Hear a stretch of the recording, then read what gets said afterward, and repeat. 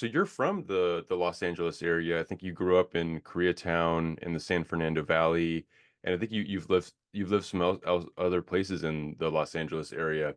And now you said you're in the more of like the desert. How do you like being down in Southern California? You know, here's where I was born. Here's where I grew up. This is home to me.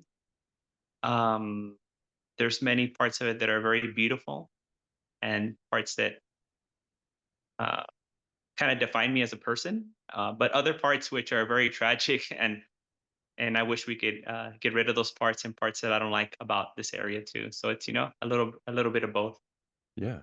What would you say are the defining qualities that you feel like the where you are, that maybe the communities where you are kind of interwoven with who you are, who you identify as? Well, I think it has a lot to do with cultural diversity. Since day one, some of my earliest memories it's just been with different people. I mean, at that time, I didn't know what different people were, right? You grow into this kind of racial and ethnic, cultural, religious knowledge. You just see people. Maybe you notice different characteristics or skin color, but you don't categorize them as different groups of people. And then just the richness that that brought to my life, the perspective that it brought to my life, the openness. I think it's been probably one of the top three most defining elements in my entire life.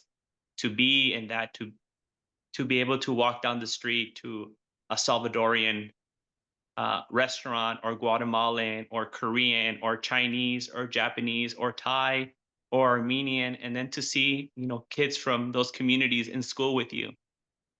It's just something that unnamed element, that je ne sais quoi, right? Like I don't know what it is, but there's something there when you put all these things together that really makes life deeper and bigger. Certainly.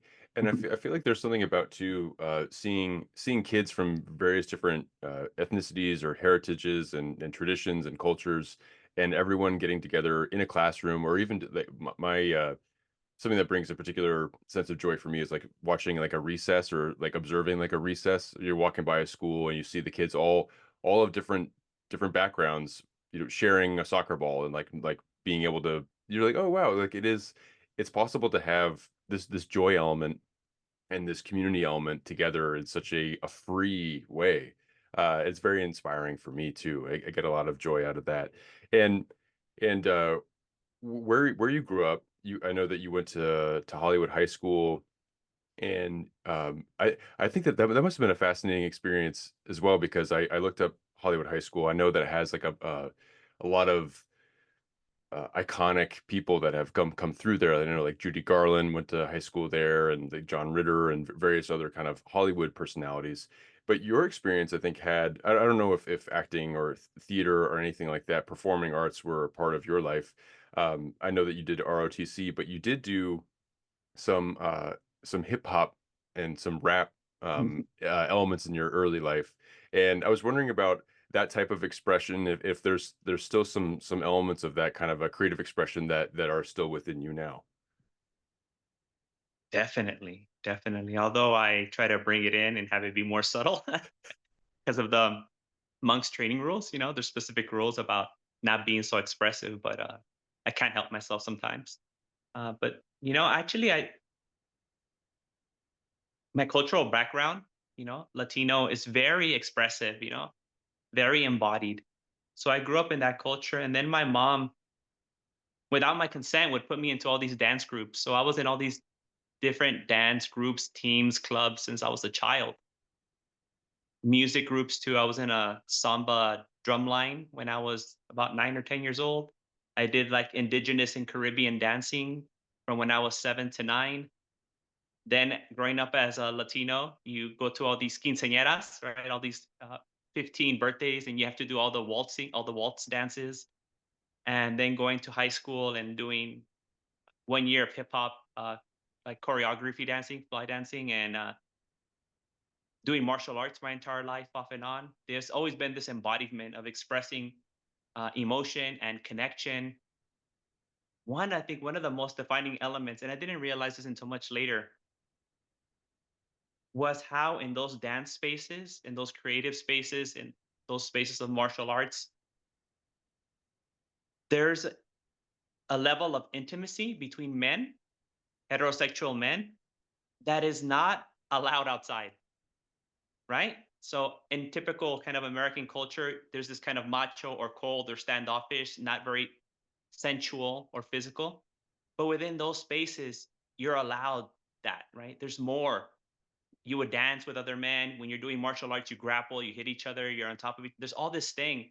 And that kind of intimacy, that kind of trust, that type of connection, um, I felt has, even to this day, let me be very open about who I am and expressing my feelings and telling, other straight men that I love them, that I care about them, that I miss them.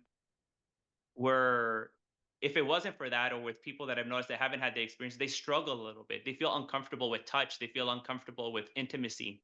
In other ways, with straight men, they think it might be misperceived. And then also in my travels to, like, when I was in the military, going to Qatar, going to Iraq, Afghanistan, you see men like holding hands, hugging, and you're like, oh wow, like this is different, right?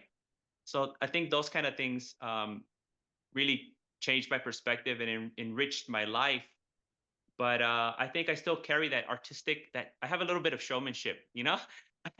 I try to be very aware of it because I don't want to become a salesman, like selling the Dhamma.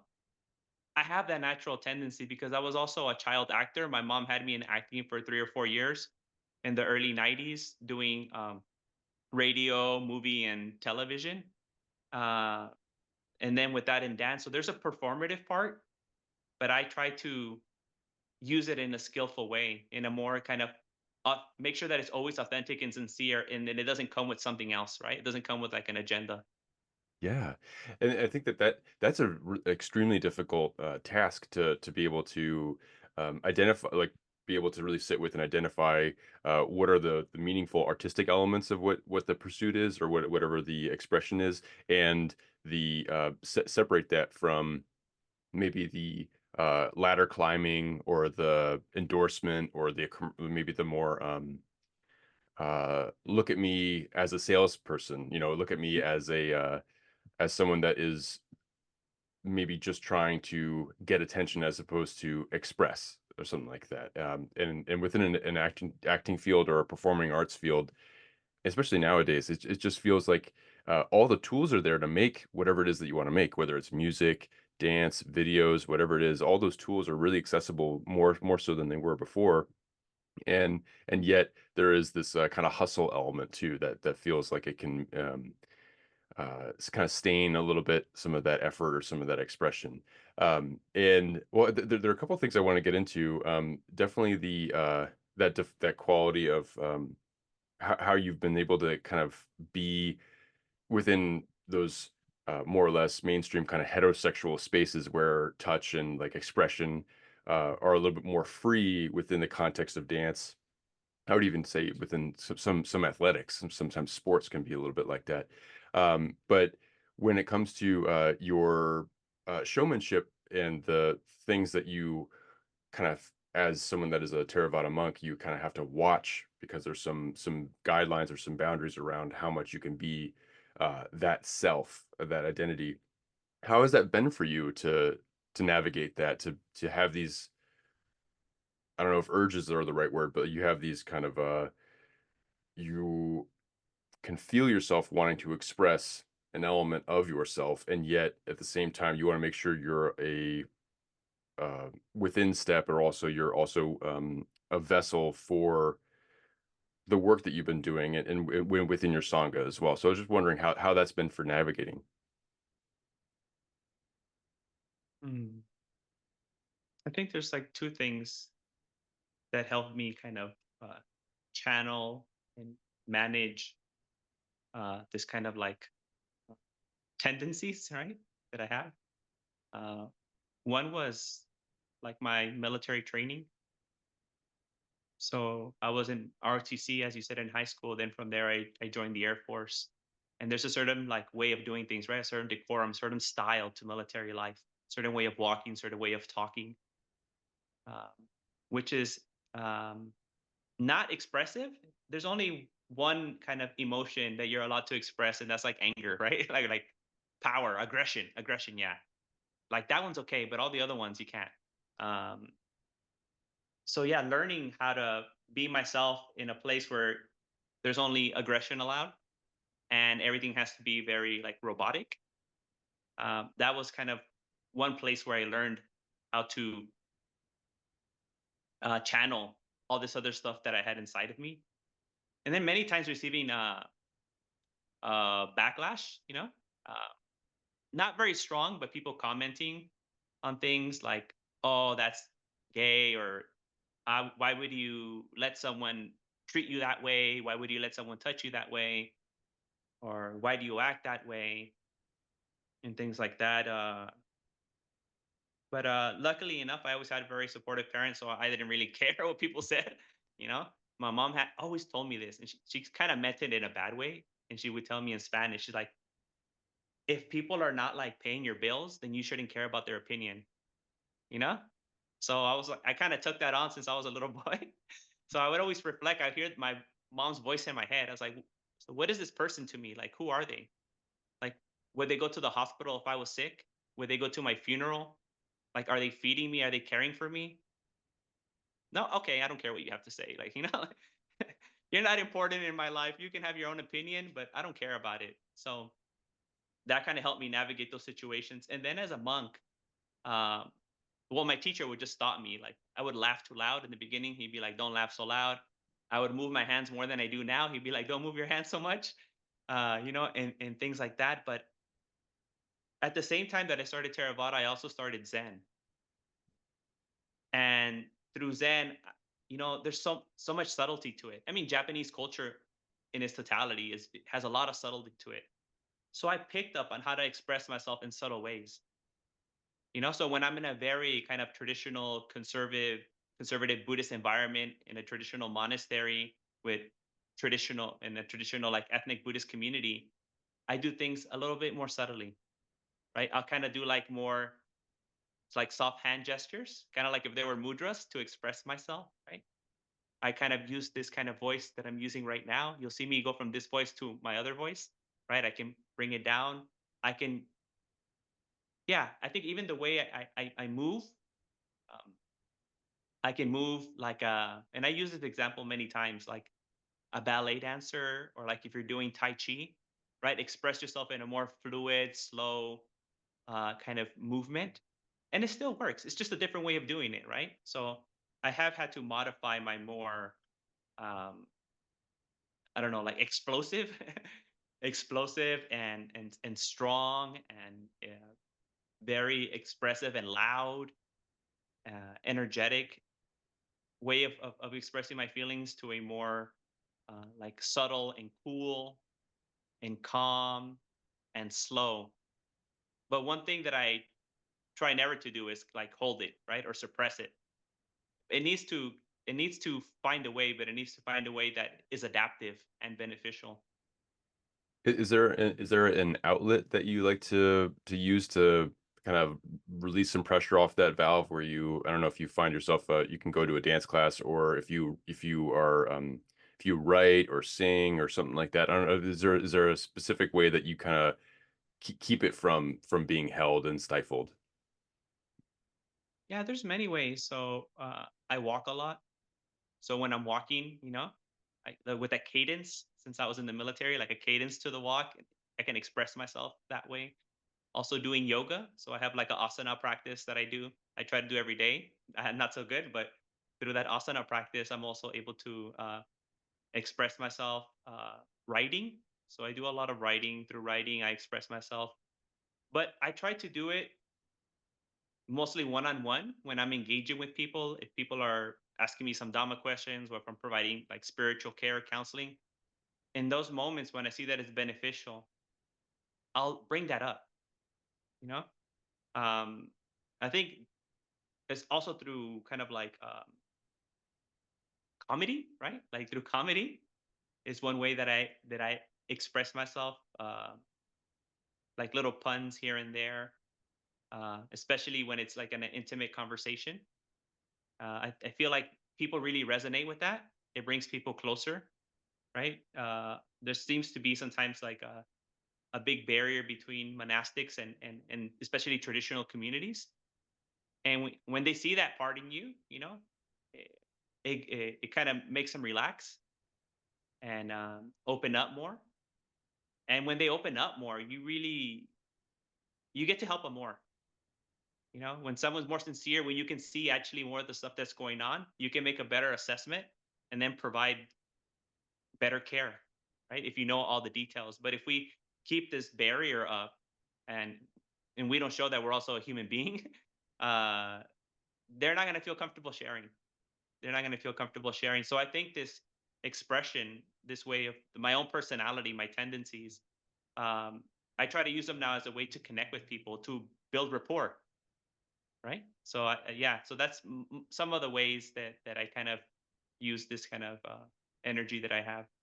Certainly. And I think that there's something really interesting, but also, I mean, it makes a lot of sense. We were talking about how you can express yourself through walking. I mean, there's something about meeting a rhythm or sustaining a rhythm of walking or a pace that can feel like um, you can get a lot of charge out of walking a certain way, and you can kind of like the way that you hold a posture, whether it's very or maybe rigid or fluid or fast or slow or mindful and all of that. There are a lot of ways that you can do that um, within a more or less like a daily movement. Like a lot of people can maybe might not bring a lot of attention to their everyday pace or their everyday walking or the way they maneuver on a sidewalk.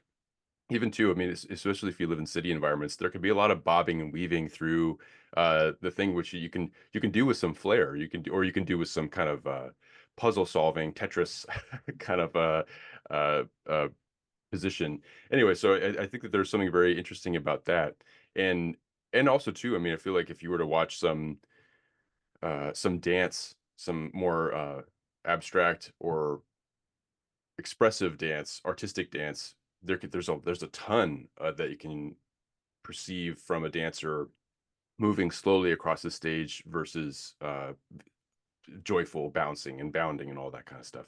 Um, and then when it comes to the comedic element, uh, I certainly find a lot of resonance with somebody if I'm watching a Dharma talk or a Dhamma talk, and someone having a sense of humor. It can really help take off some of that stuffiness or that maybe some of that rigidness that you might perceive or bring to someone speaking about teachings, Buddhist teachings.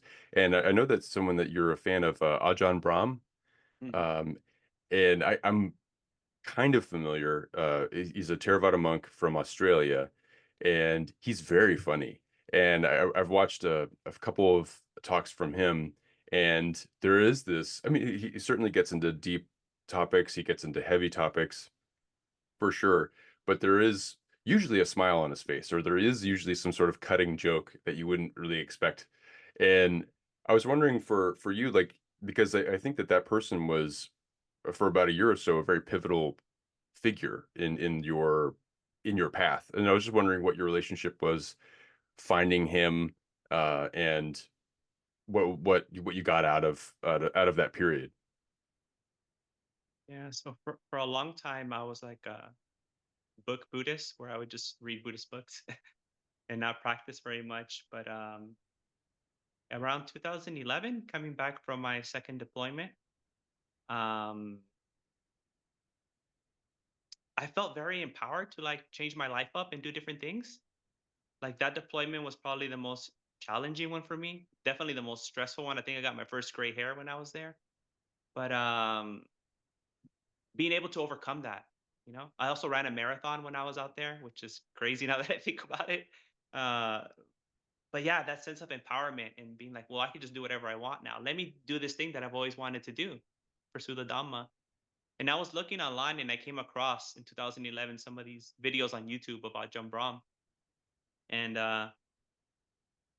yeah, there was something that just that comedic element was very important to me, but there was a very kind of like simplicity.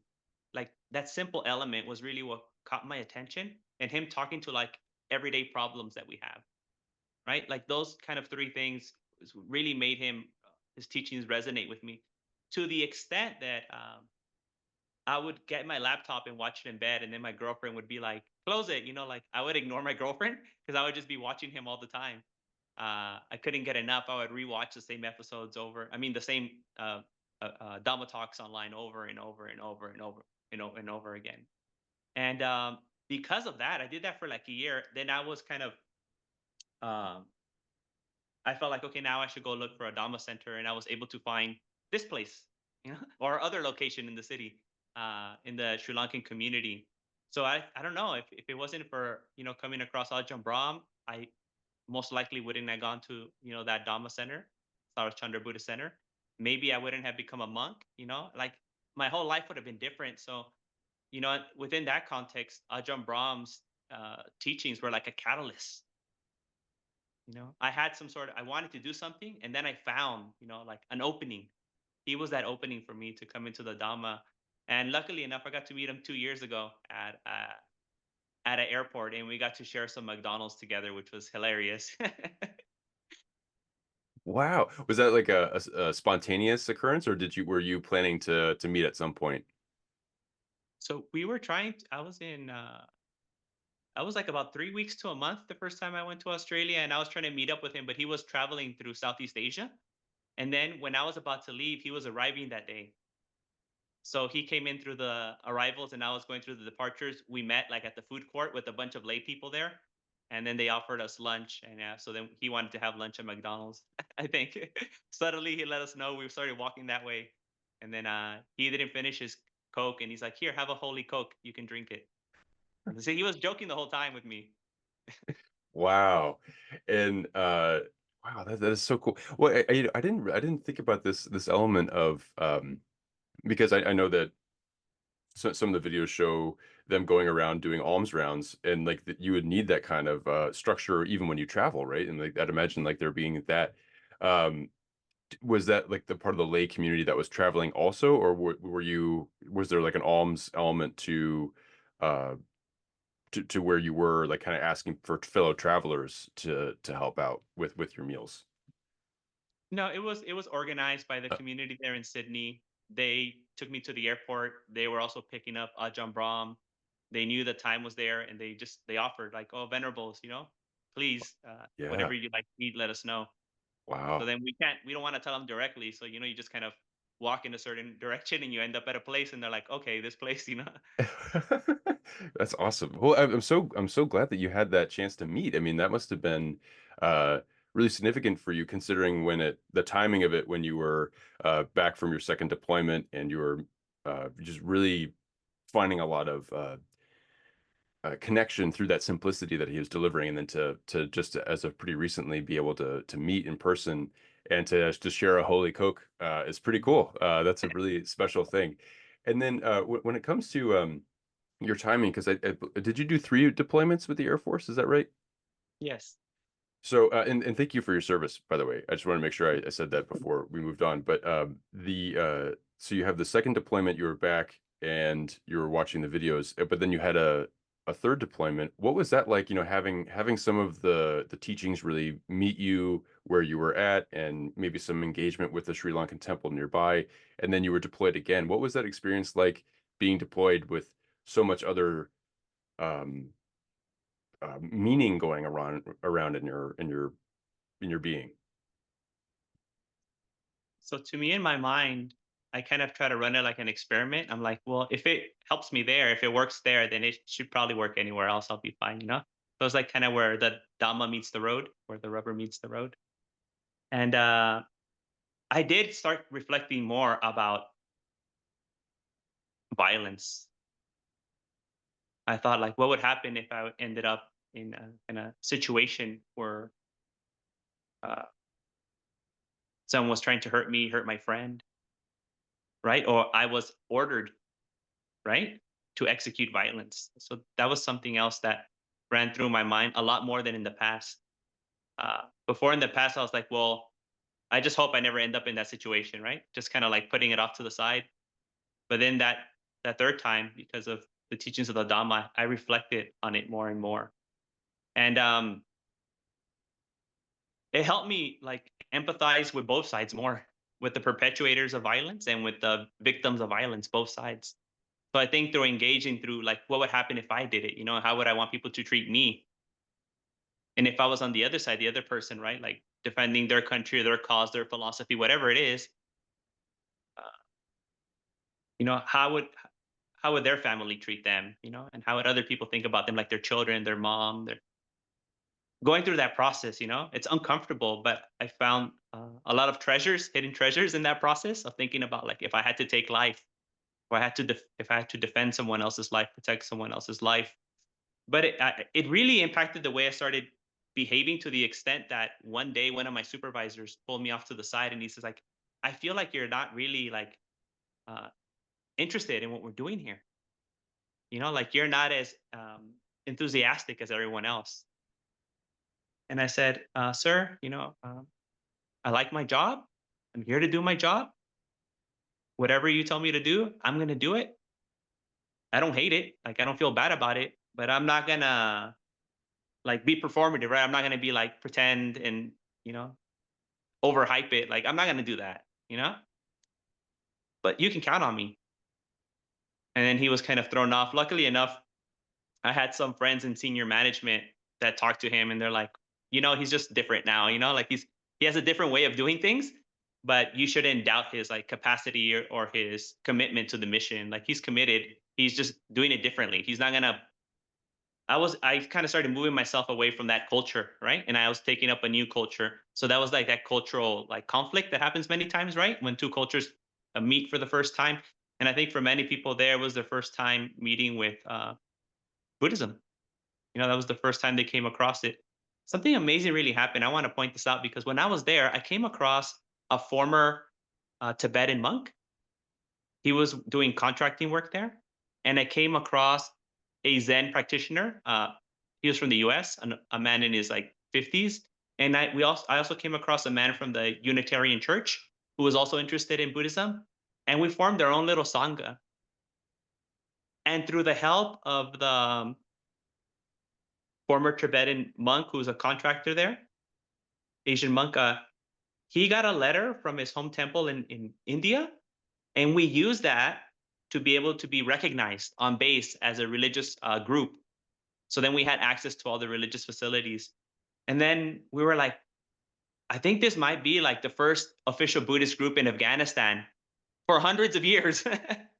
Like, and the more time that goes by, the more impactful, the more meaningful that becomes. Like, wow, that was crazy. And for like all these, we were all from different kind of Buddhist or spiritual traditions coming together, and to do that there. And yeah, I don't know. I lost contact with most of them. I only once in a while, the man from the Unitarian Church, once in a while on Facebook, he'll send me a message. But that's such a novel, kind of unique experience that I'm still trying to make sense of, or that I'm still curious about. Like, what were all the causes and conditions that had to come together for that to happen? Like, what are the odds? Certainly. And Mhm. well, there's something really powerful and special about there being like this organized element where there's the letter that comes in that officially allows you to operate as a religious group. Was it on base, right? It was like Yeah. yeah. So on base, and to be where you were with this different mix of people, but also too, there's just something about that what seems like a slow trickle of different Buddhisms kind of coming together and meeting and saying, well, this can be a sangha, like, and to be kind of surprised by the way that all just kind of suddenly formed, and then yeah, to have the hindsight from looking back on whenever that was, to be like, wow, that was a very special kind of movement, or like mini moment that happened between then strangers, and the impact of that happening there then with what you were doing is just like, yeah, I mean that's incredibly special. And I don't know, maybe there's something powerful about being able to be really in any space and maybe being able to connect with somebody, whether it's sharing the Dharma or sharing what Buddhism is to somebody who might be like one of your supervisors who maybe that's their first time kind of engaging with someone that identifies as Buddhist or is curious about Buddhism. And then two, or people you might find practitioners along the way that you just didn't know that they had that in them or that interest. It's just a very special moment for sure. And then you come back from your deployment, and maybe that's when you really start to pursue the ordination route, or is that kind of the timing of it? Yeah. So when I came back, we had it's like 3 weeks, I think 3 weeks of like leave, but not like full leave. It's like leave on base. Luckily enough, there was a Zen center located within the like 90-mile radius that you have to remain in. So I went to Yokoji Zen Center in Southern California. During my leave out, I did a session there, a 7-day session, and it was very fruitful, very, very fruitful. Although not very comfortable or pleasant. It's a beautiful place, but physically, I was very stiff. You know, I wasn't very flexible. I wasn't used to sitting for a long time. It was just. I remember the third day, I was just in excruciating pain, and every night when I was going to bed, my legs were throbbing. And but every morning they would offer us the chair. Like, if anyone wants to, you can sit on a chair. But I was very macho, you know, coming from Afghanistan, third time. Like, I'm not going to do that. I'm going to be a real practitioner, real Zen. I'm going to be tough. I mean, that session helped me get over that. I learned to surrender, right? I learned to be with discomfort. I learned that my mind just keeps playing the same old stories over and over and over, and they get boring. You know, like, come on, like, can you can you show something else? Like, is there a new episode coming up? Like, why do you have to keep playing the same episode? This is just boring. And yeah, that experience there really brought some clarity to me, even to the extent that I wasn't aware about a lot of this clarity. One of my friends from the Air Force came to pick me up because it was so close. And he's like, "What's wrong with you?" We're driving back. It's like an hour drive back to the base because we're in the mountains, so it takes a long time to come down. And I didn't know what he was talking about. I just kind of stayed quiet, thinking about it. He's like, "Yeah, there's something different about you." And I said, "Well, I kind of guess so." And after maybe like a week, I figured out what he was talking about. I figured out what there was a difference. And in that different kind of state, a different way of being, everything was perfect. I noticed that. But it wasn't a big deal. You know, we think like, oh, if we were to achieve utopia, if we were to achieve enlightenment, like there's going to be fireworks and lights and it's going to be so beautiful and we're going to be so happy in the sense of like excited. But it was like everything's okay, everything is fine, everything is perfect, everything is the way it should be. No big deal. It's nice. And I noticed myself navigating all my relationships with all my friends, coming back with my family on base in such a way that I was getting so much positive feedback from everyone. Like, I just felt like those days, like I had like the best kind of relationship I had with those people that I've ever had. And then because I wasn't aware of it, I wasn't able to maintain it, you know, and I kind of came out of it. So then that was like, well, how could I, you know, be like that more often or stay in that place more often? But when I was in it, I didn't notice it. That was an interesting thing, you know? Interesting thing that when I was in it, I didn't know what I was in because it didn't seem special. Only coming out of it, I realized, oh, that was something different. That coming together with my teacher Bhante Puññaji, who I haven't mentioned yet today, but his teachings, and then also the local sangha right there of Sri Lankan monks who I wouldn't say made it difficult, but weren't enticing me to become a Buddhist, weren't enticing me to become a monk, you know? If anything, they kept telling me to reflect and to take time and dragging the whole process out. Yeah, it took me like more than a year just to take refuge because they were like, "Oh, just do it at home," you know, like we don't need a ceremony. And then when I wanted to become a monk, it also took like another year because they're like, "Oh, just think about it," like, you know. So I felt really safe in that place. I felt like no one was there to take advantage of me. No one was trying to convert me. No one was trying to exploit me. Um, so that community, together with my teacher Bhante Puññaji, and that experience from that retreat, made it very clear to me, like I have to do this. So then I had to go through the process of getting out of the military when I still had 2 more years left. on my second contract of 6 years. And they usually don't make it easy for you, especially because I had a bonus, to stay, that I was going to stay the 6 years. But luckily enough, I went back to that other supervisor who backed me up that I told you about, and they signed off right away. They spoke to my first sergeant.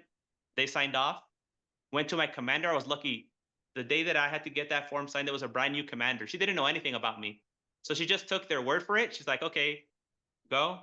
I went to the enlisted manager on the base, who's the final person who has to sign. And he was a person of faith, you know, a, a, a Christian minister. And he's like, oh, ministry. Oh, that's great. I hate to see you go, but this is amazing. And he just signed it off right away because he's also a person of faith. And I was like, wow, this is like, very unique experience. I shared it with other people in the military, and they're like, yeah, usually like it's not like that when you want to get out. Like it's not easy. Maybe they don't work against you, but there's so many barriers built into the system itself that don't make it easy.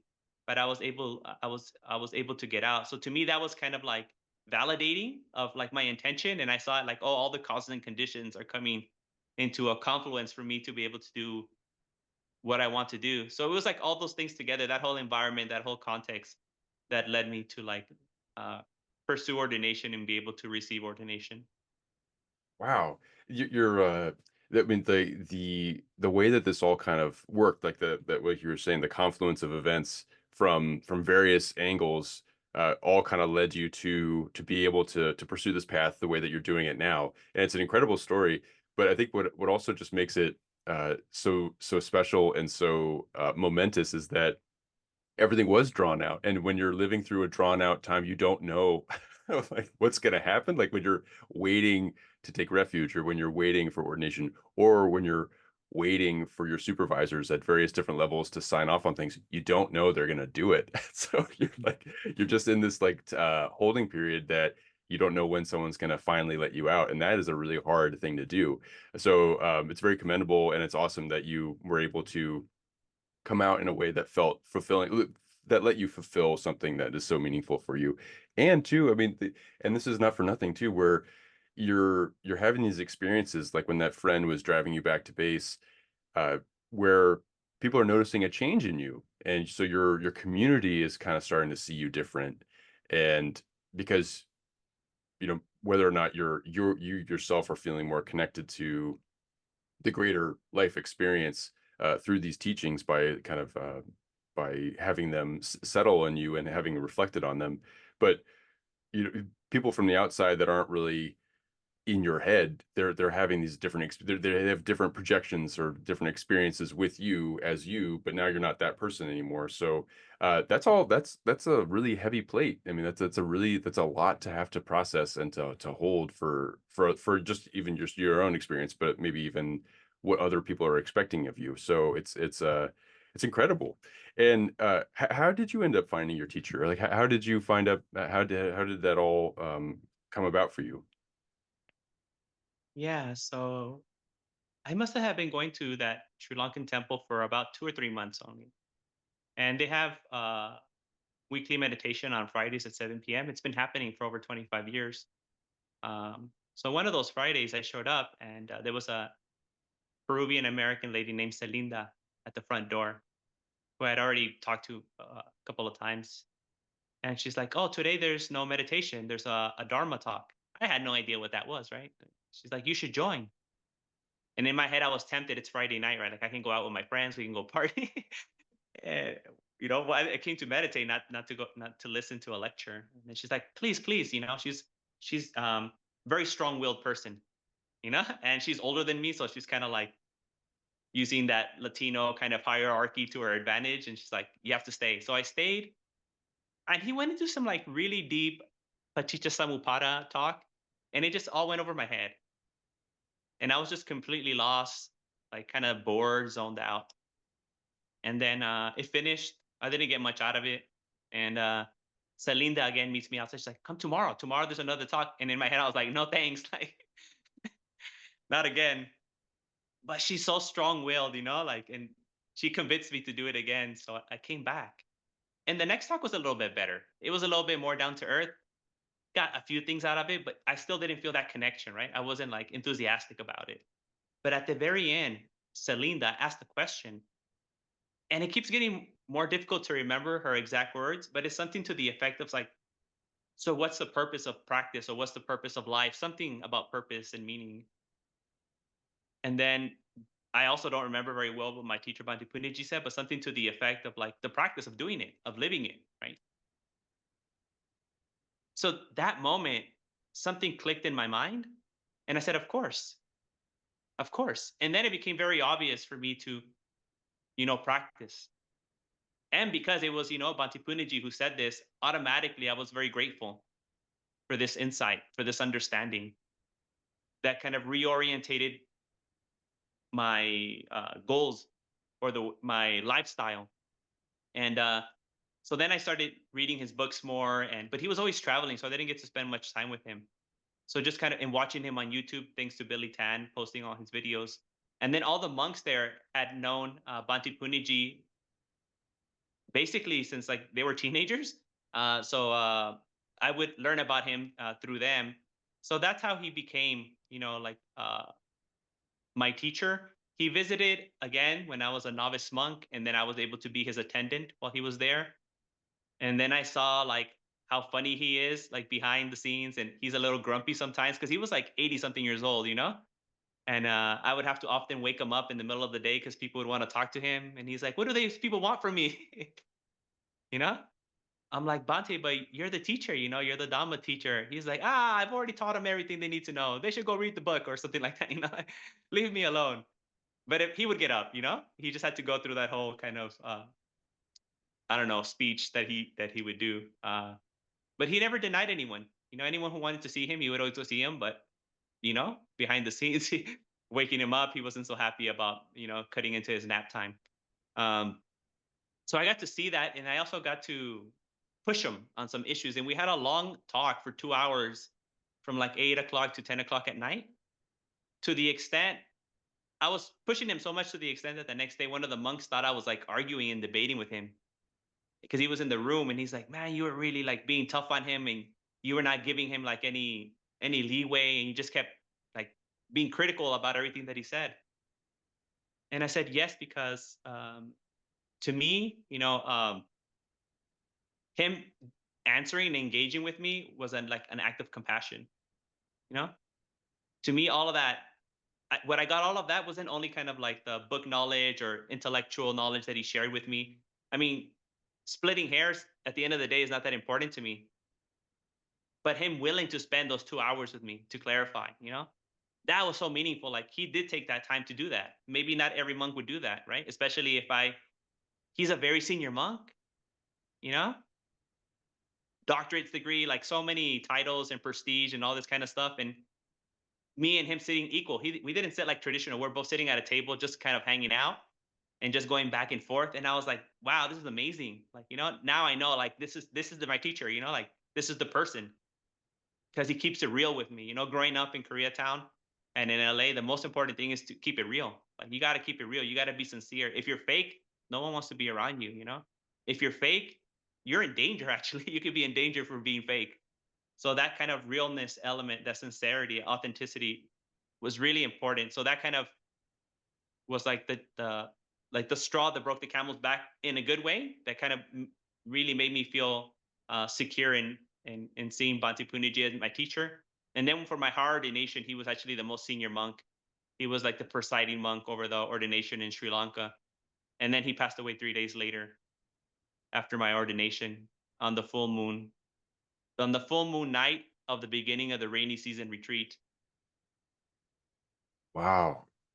And I appreciate that story about being able to sit for 2 hours with him. And yeah, I could see it's like maybe some people that are in the periphery being like, wow, that was, you kind of really, that was, you took a lot of his time, you didn't really give him a lot of leeway. But I'd imagine that, just like how you were sharing, that there's this compassionate act of on his behalf, or your teacher's behalf, sharing that time with you. But also too, I mean, I wonder if there's an element too of maybe your teacher in some way or form appreciated the way that you were able to meet him at that table, to hang with him at that table without having a lot of the hierarchical elements of a structure with when it comes to seniority and things like that for you to meet and to pause all of that and just to really have that real moment. This is such a special thing to have, and look where you are, and like now you felt like you could appreciate him as a teacher,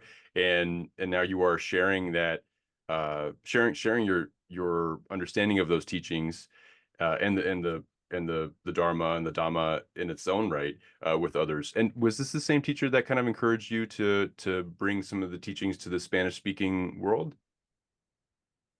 Uh, no, that kind of happened through like the lay people's peer pressure again, and Celinda being one of those people again, usual suspects. It was between her. Because of her, I started kind of teaching in Spanish in Sarathchandra. But this whole thing with like Casa De Bhavana and international level started with a man from Catalonia in Spain. His name is Javi. So Javi found me on Facebook one day, and he just kept asking me to start a group. And I kind of gave up one day, and I was like, "Well, you start it all, and I'll just show up. Like you do all the work, and I'll show up." But it caught a lot of people's attention, and then next thing I knew, we had like a YouTube channel. Then we had to get like a Zoom account to do all these like group meetings and things like that. So it was kind of like the international to what it became today. Teaching Spanish was really a result of the international community, asking me to do this and facilitating and helping me in my travels and doing all of that. But in my local sangha, it was definitely Celinda. Many of the things, if we go through a lot of the stories, is going to be because of her, because she doesn't let me get away with anything either. Wow, that's so. There is this the you have your teaching relationship with your teacher, and you have these various trainings, but the person that really has pushed you to be who you are and how you are with other people internationally is somebody that is I don't know if they're like a lay leader or something like that. Would you say, Celinda? Or is it like a She is a very devout student of my teacher Bhante Puññaji. mm, She loves him. Like she just loves him. She's been following him forever. Every time he came into town, she was there. So I don't know. Maybe she saw like my affinity with Bhante Puññaji, and she saw like we're both into the same thing. She felt a connection with me, and maybe she just wanted to nurture that community of Bhante Puññaji's teachings and the way they practice. yeah? Well, and I wanted to talk briefly about, or I want to talk a little bit about Casa de Bhavana because it's an online community. I think you meet online maybe once every 2 weeks or once a week or something like that. There's like a frequency to it, right? Mhm. And on the website for it, there's this great distinction or this great detail that's laid out. It's based on pre-sectarian and non-sectarian Buddhist teachings. And I just think that the way that it's written is great. So if you don't mind, I'm just going to read a little bit about that description because Okay, it's go just ahead. it's just so well worded. Uh, Pre-sectarian Buddhism, also called early Buddhism, oldest Buddhism, original Buddhism, and primitive Buddhism, is Buddhism theorized to have existed before the various early Buddhist schools developed around 250 BC. Non-sectarian Buddhism is a term for a more authentic, progressive, tolerant, and inclusive Buddhism. Non-sectarian Buddhism calls for utilizing the wisdom of all traditions in a syncretic manner, but without sacrificing the authenticity of the Dhamma. And I think it's just wonderful that you have that there, and I just appreciate it being spelled out like that. What is it like to kind of hold both of those approaches or both of those maybe lineages of the Dhamma? To me, it just makes sense. It feels very natural. But out in the world, like how it plays out, they rub against each other a lot. It's not difficult. I mean, it's not easy. It's very difficult.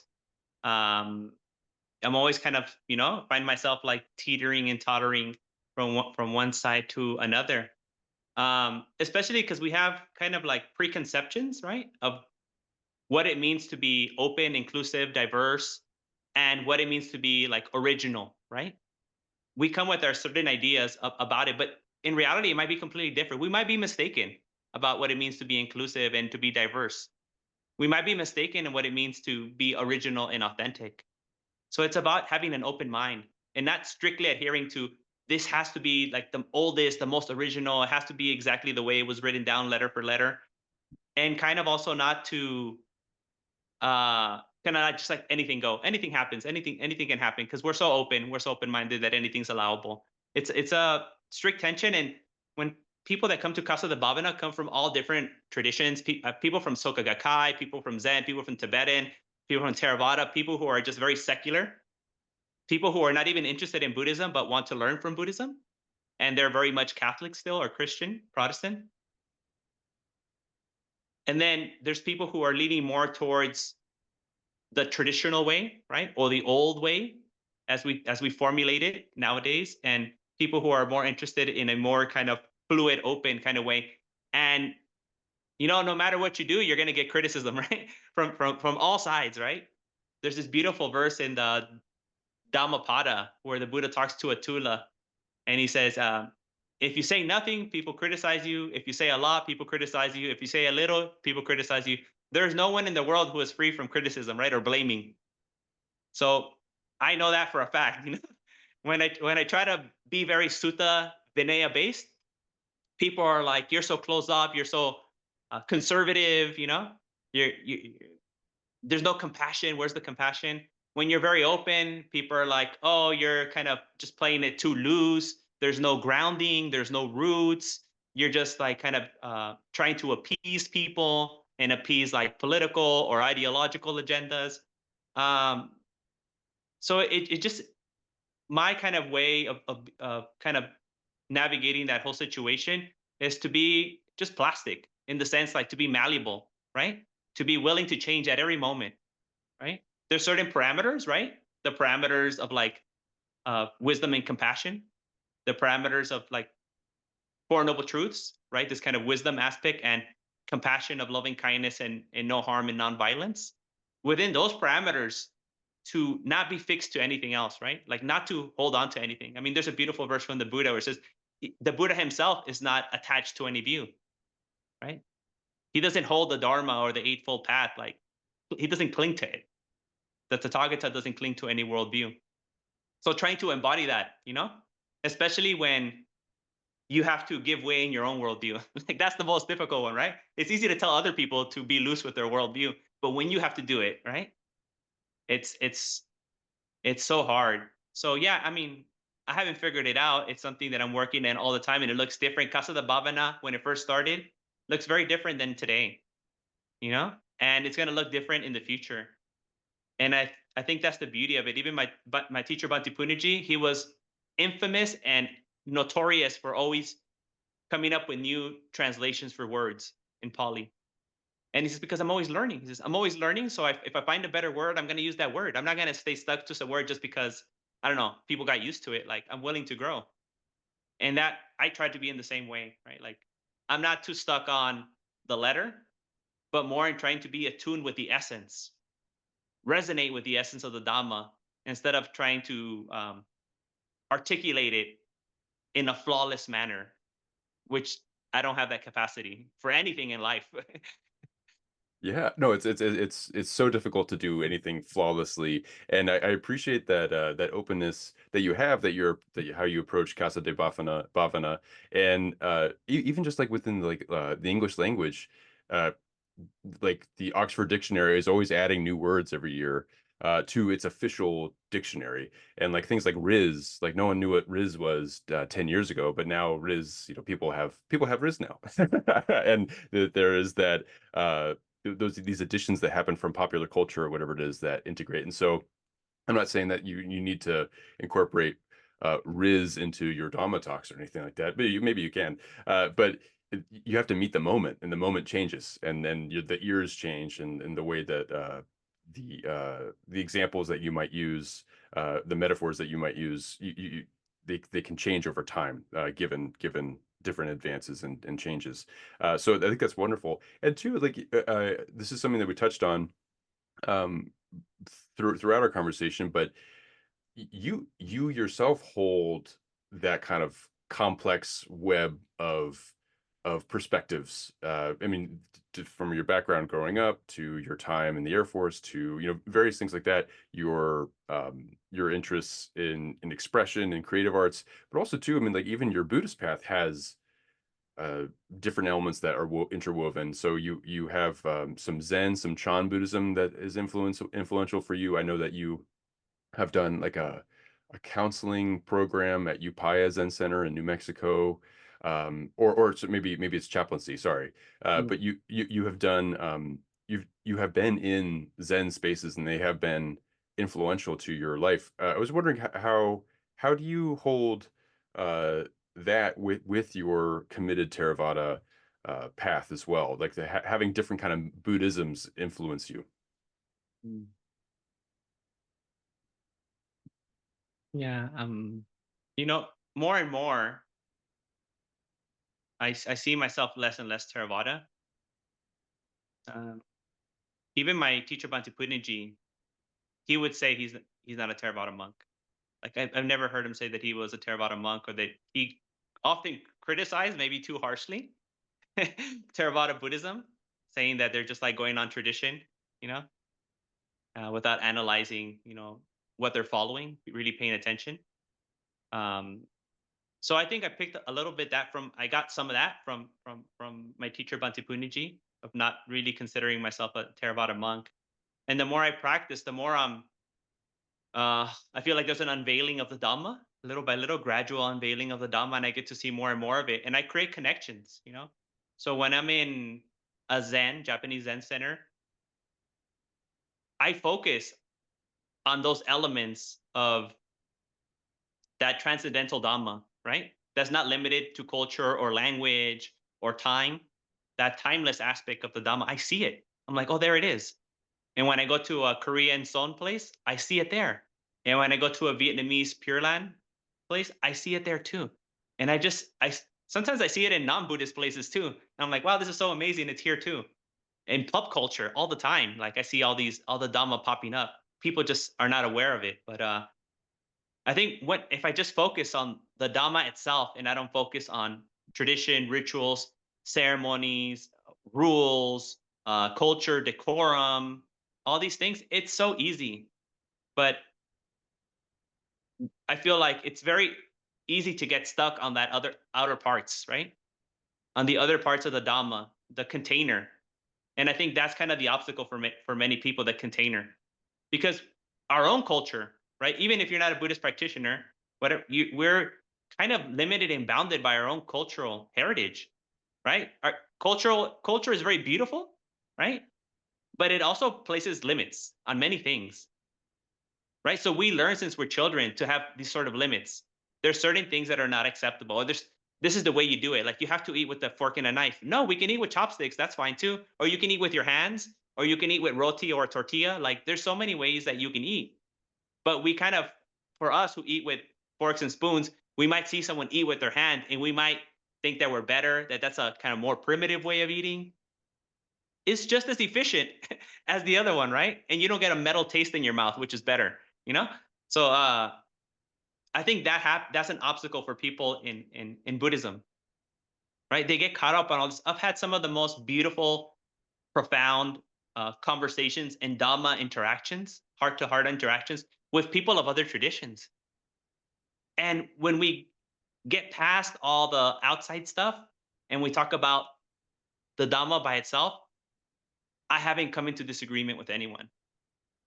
You know, I try to move also beyond the conceptual categories that we create.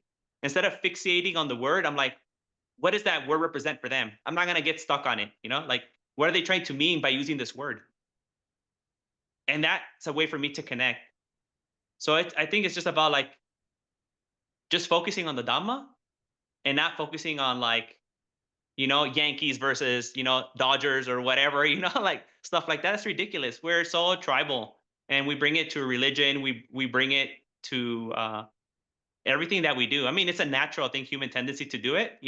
We just have to become aware of it, and I think those are the obstacles. Because to me,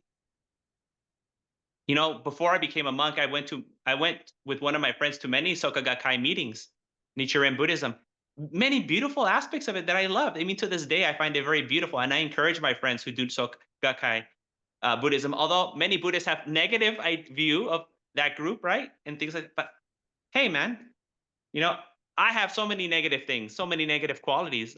I'm a mess. I'm such a mess. Like, maybe we can learn a little bit from Jesus here, right? He who is without sin to cast the first stone. You know, I definitely cannot cast any stones. I'm far from it.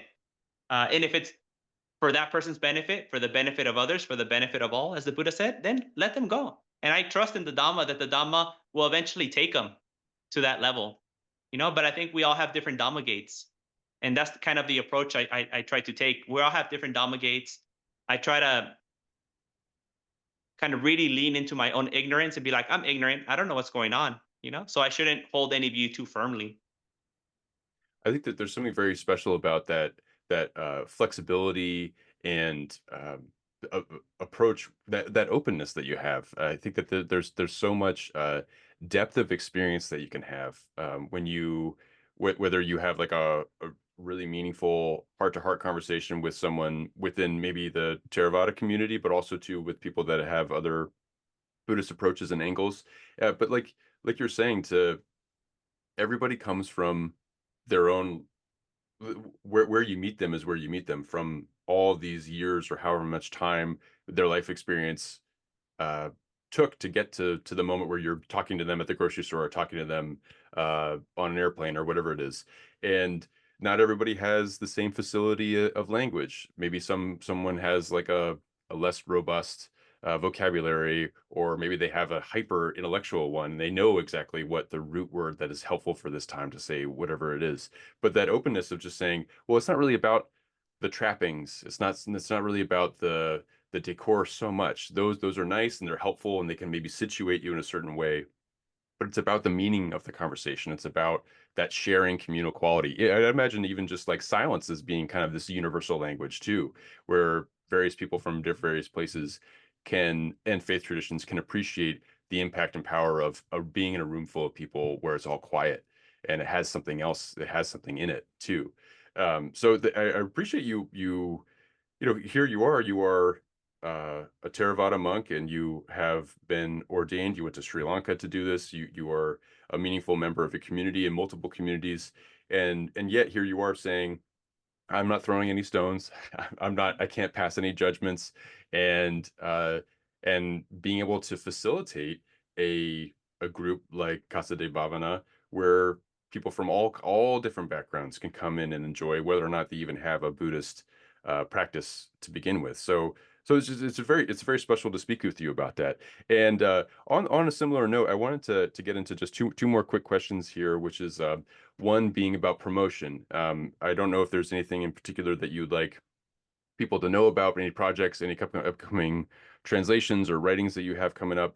I do want to draw people's attention to something that you wrote, Buddhism in 10 Steps, a practical and easy to understand introduction to Buddhism for beginners. And I believe that's wherever books are sold. There's also Casa de Bhavana, which has a website, casadebhavana.com. You also have your own website, sanāthāvihārī.com, where you can kind of see some of the videos and articles that you've published. But yeah, if there's anything else that you'd like to share, I'd love to hear about it. Yeah, I mean, I think outside of Casa de Bhavana, um, there isn't kind of any official things that I'm doing. I've pivoted a little bit now and trying to make more room for one-on-ones and working with people. So one thing, here, this is something that I can share. If you go to sanāthāvihārī.com, you'll see that I offer deep listening sessions, right? So that's something new that I found a huge calling for, necessity for. It's a place where we can drop the decorum and drop all that stuff. Like, you don't have to treat me like a Buddhist monk there, but it's just a place where I try to nourish and encourage people to express themselves freely without trying to think they need to fix things or try to achieve something. It's more like a mirror, for people to go in there and to see what's really happening inside of them. It's a space for introspection that I facilitate by maybe getting clarity, on what you said, like what does that mean, or holding space with that person, empathizing. Um, yeah, and I think that I've been doing that for a little bit over a year, and I just keep getting more and more in demand, but I don't have that much time to do it actually. 'Cause I'm doing other things. So I think that's something that people might not know. One of the projects that I'm currently working on, and I'm leaning more towards that too. I'm leaning more towards doing one-on-one, even in person. I'm moving away from like being a Dhamma preacher and getting off my soapbox and just getting with people and transmitting the Dhamma face to face. And I'm doing that here in LA, when I'm in Australia, when I'm in Vietnam. I try to do that one on one. I'm meeting people wherever they're at a coffee shop, at 7-Eleven, at train station, at Starbucks, whatever, Um, so yeah, if I'm still trying to figure out how I can make this project more open, more efficient, more of everything. It's still very much rudimentary. So I don't know. The way you can support me is by sending me ideas. I don't know. Take a look what's going on there. Maybe I just know Dhamma life. There's people who are a lot better at technology, a lot better at organizing things and managing. If you find that you have some skill that you can offer, I think just your skill, your time, and your energy would be the best thing. Like the thing that could help me the most. That's wonderful. And this idea of, I feel like there is a really helpful and important thing about there being, especially on the internet with the different videos, people sharing Dhamma talks or offering interpretations of suttas and various things like that, and having those available for people to study or to practice with, or even I know some people will post videos, I think yourself included, of extended times of meditation where you are sitting with the camera on you, and you can kind of sit with that video. You can have that kind of connection to something like that.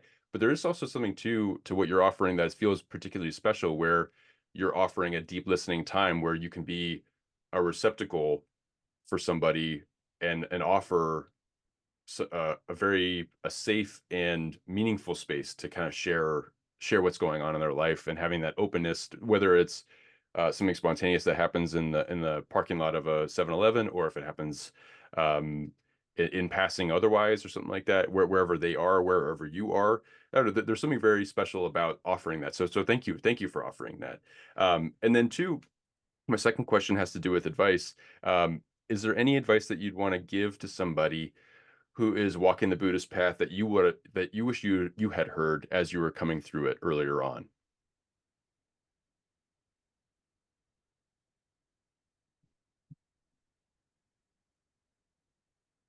What comes to mind right now, I haven't thought it out, is uh, to believe in yourself.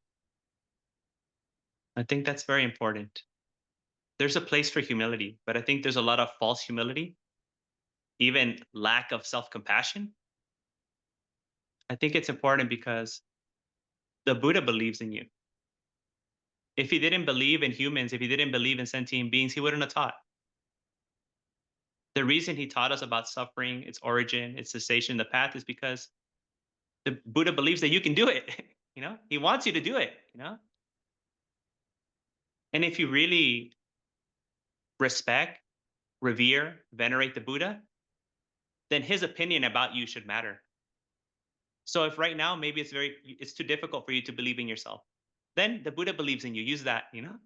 Use the Buddha's belief in you. I think that's so important, because we'll criticize our practice that we haven't achieved insight or jhana or satori, whatever. We'll criticize ourselves, our lack of knowledge, our lack of scholarship, our lack of keeping the precepts. We're always going to fall short. And but you can do it. Like, you should believe that you can do it. That's the only way that it can be done. So I really want to push that. Whatever you're limited, whatever you think you can't do, you can do it.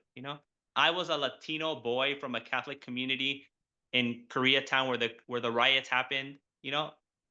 I was in Iraq and Afghanistan, and here I am, a Buddhist monk now. Like, who would have figured? Who would have figured? I had a huge drinking problem, uh, kind of like a womanizer, sleeping around and do that kind of stuff. But I'm here now. You know, I'm here now, and I want you to see that.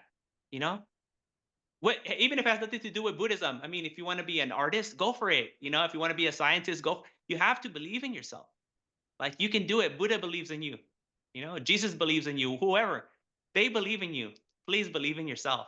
I think that's the best advice I can give at this time.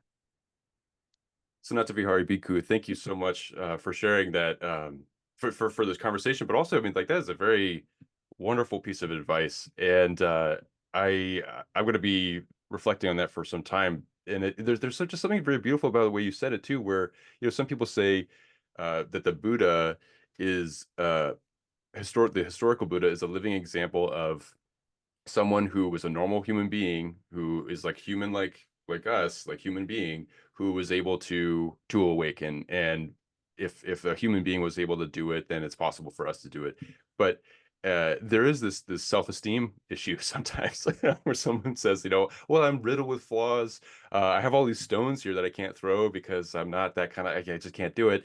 And how can how can I possibly even remotely think that I can pick up a practice or pick up a spiritual life or even like believe in myself remotely? And so this advice of saying, well, if you can't do that, then the Buddha believes in you because here you are, and it's possible. The teachings are for everybody, and so I don't know. You just made believing yourself so much more accessible, which is which is like quite a task. So thank you for the conversation, and thank you for your time, and thank you for being for doing what you do, and for allowing such wonderful space to develop your openness. So thank you. Thank you so much.